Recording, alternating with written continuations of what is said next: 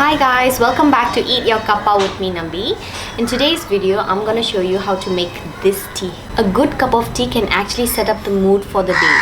And this particular tea that I'm drinking is made of corn. This is a slight deviation from my regular northeastern recipe. It is actually a Korean recipe. It's quite similar to what we do. We roast and soak it in actual tea. It has a very mild and nutty taste, and it is so light that a lot of Korean restaurants serve this instead of water. I absolutely love tea, and I think my love for tea comes from my hometown, my village. In my home, there's always a pot of tea boiling, and every half an hour, an hour or so, we keep drinking tea. I think we go about have about 12 cups of tea in a day.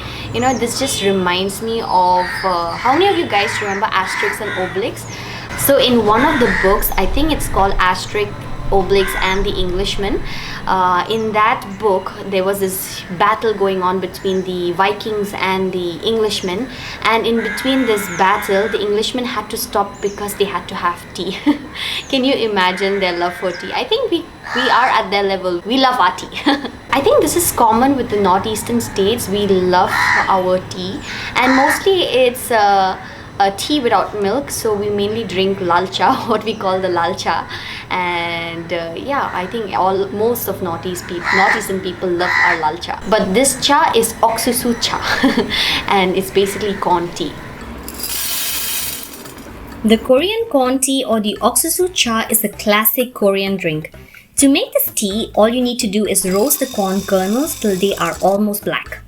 You can roast a big batch and store them in airtight containers, or choose to roast it fresh every time you want to drink.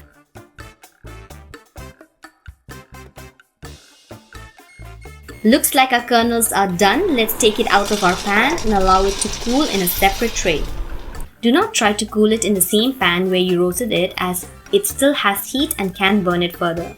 Now that your corn is ready, all you have to do is steep it. The process is much like making regular tea. So some of my kernels popped while roasting. I'm going to pick them out. You don't have to absolutely do it. Take fistful of kernels in a pan and add about 4 to 5 cups of water to it and bring it to a boil. And after it boils, let it simmer for another 15 minutes. You can use whole kernels or crushed ones based on your preferences. The crushed ones will give you a stronger flavor. Finally, the tea looks ready. Let me check to see if it's fine.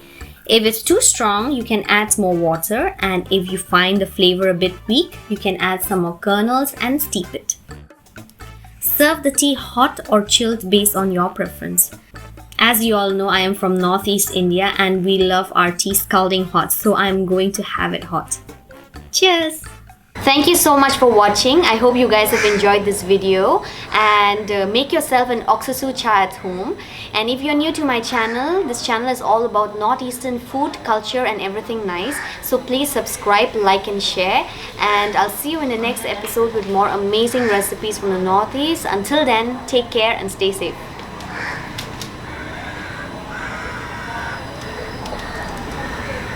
Oh wait. So are you a tea person or a coffee person? Please let me know in the comment section. Also, my husband and I are crazy tea lovers. We like to brew tea out of everything.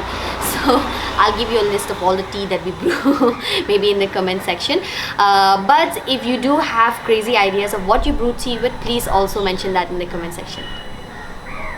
Can you be both? I mean, I like tea and I like filter coffee.